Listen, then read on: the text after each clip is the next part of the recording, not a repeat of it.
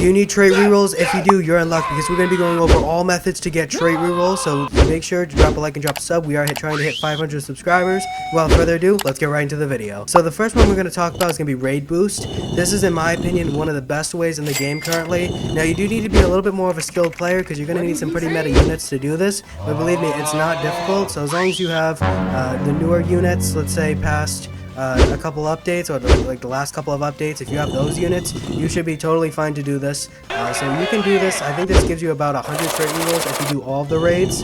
Now this is probably going to take you around 30 minutes to an hour depending on which game speed you have, so just keep that in mind. If you do have the 3 times or maybe it's 4 times game speed at this point, this will help a lot, but of course it's not necessary. But I do recommend getting that one out of all the game passes because it just makes life so much more easier getting all these trait rerolls, so do keep that in mind. The next one is going to be the daily wheel. This is easy, even if it gives a little bit of trait rerolls, it's still useful for the event, so just grab this. It's really easy, it's free, and it's just you know, it's a no-brainer.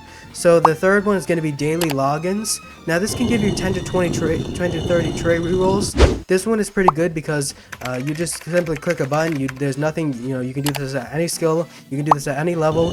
It's applicable to everything you do, so you can do this at any stage you are in the game, even if you're late game, early game, mid game, it doesn't really matter. So you can just hit this and you get 30 trait rerolls, which is really crazy. So 30 trait rerolls if you do like all the daily ones, which is pretty good. The next one is going to be dungeon. Now dungeon is another one of the best ways combined with the next way we're going to talk about. Dungeon is pretty much kind of like story mode, but just a little bit more difficult. I think it has a couple more bosses if I'm not mistaken, so just keep that in mind. But it's really overpowered because you can get 50 trait rerolls, and I'm pretty sure it refreshes as well, so that is pretty good. If you just keep stacking them, this can be really overpowered. If you stack the last 3 methods we've talked about into this as well, you can be getting over probably almost 300 trait rerolls right now, which is kind of crazy. So definitely stack all the methods because this is what's going to make this overpowered, is stacking all these methods all together. So just keep that in mind. For the next one is going to be survival. Now this is very similar to dungeon.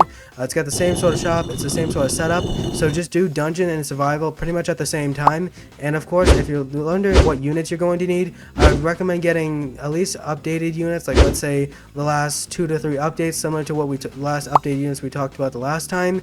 If you have the new meta units, that's even better. Any mode with this, with meta units, is going to be good. So if you have like I don't know, like you know, a new meta unit, the new one that just came out, the new secret, you're gonna just do fine with this. So if you want to get some of these units, I would try doing the Halloween capsules. They do have a chance of getting some meta units from that, so just keep that in mind.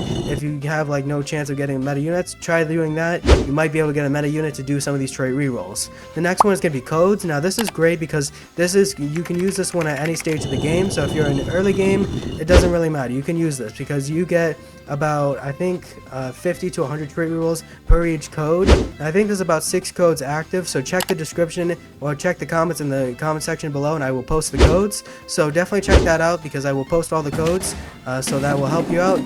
Enter all those codes, and you should be able to get about 100 and 150 trait rerolls, give or take.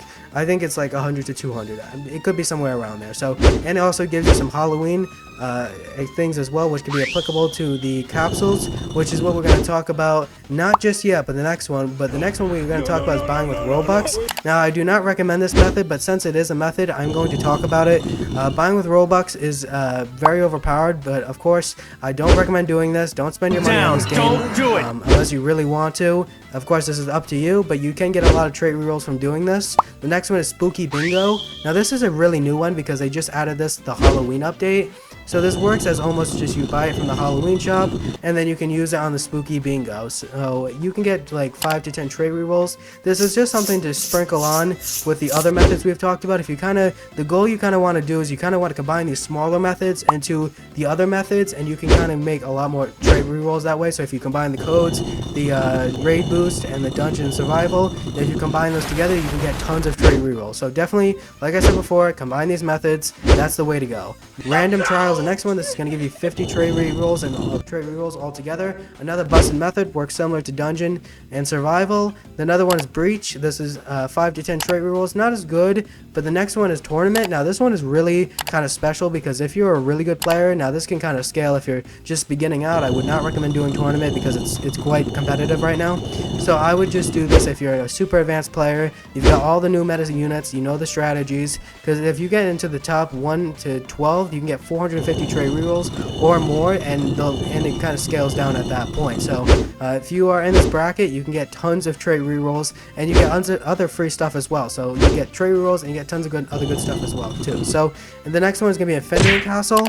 Now this one only gives you about 1 to 5 trade rerolls, and this one takes pretty long. This one is honestly not as good as a method as the other ones. All the other methods are really good, and the ones I definitely recommend, but this one I would kind of just do if you have really no other options because it's an okay method. The next one is Battle Pass. Now if you do have the premium pass, this is going to help so much more, but of course it's not necessary, so just keep that in mind. But the premium pass will help, but you still get plenty of free stuff with the Battle Pass. But if you do use the premium pass plus the 3 times or 4 times game speed, you can completely get a ton of trait rerolls. That's what I would recommend. If you're going to buy the game passes, do that because that's the best way to get the most out of your money for the trait rerolls. But of course, don't spend Robux. Please don't spend Robux. So the Battle Pass, you get 5 to 10 trait rerolls. It's pretty good altogether. Of course, you can kind of AFK this as well if you just use a macro, and you can just level up that way, and you can level up your Battle Pass. And of course, you can do level rewards as well, which kind of gives you a couple more trait rerolls as well. So the next one we're going to talk about is AFK. So we kind of just talked a little bit about AFK already, but AFK, not using macros, is pretty much just the AFK spot where you can get gems, jewels, and trait rerolls. This is pretty good if you don't know how to macro, or if you're just beginning the game and you want some extra stuff. This can be pretty good. The next one is going to be Boss Rush. Now, the Boss Rush is kind of works similar. I think you get about 50 trait rerolls, and this is kind of similar to Dungeon Survival. All the kind of game modes in this game kind of work and function the same way because it's a tower defense game.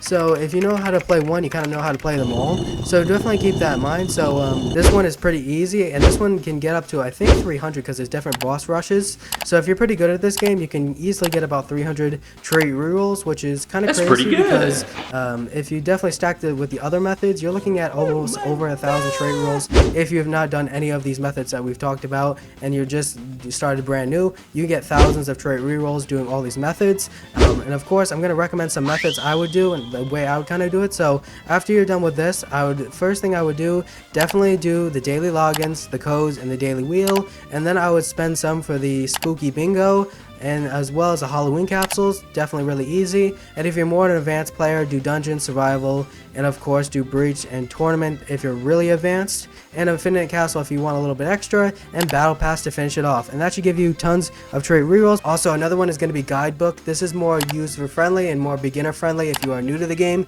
You can also get 10 to 30 trait rerolls depending on how many you do of these, and it's just very useful for new players. But if you're more advanced, this isn't going to probably help you that much because you probably already completed it. But if you're new to the game, definitely do the Guidebook. Very useful. But anyways, this is going to be the end of the video. If you enjoyed this video, make sure to drop a like and drop a sub, and I'll catch you guys in the next video.